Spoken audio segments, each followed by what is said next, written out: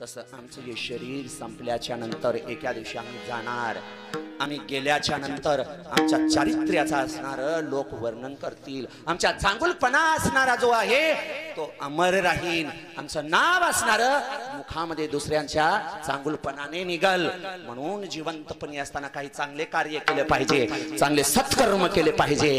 दान धर्म पुण्य तीर्थ यात्रा मात्या पित्याची सेवा गुरुची भक्ती आणि पंढरीची वारी केली पाहिजे.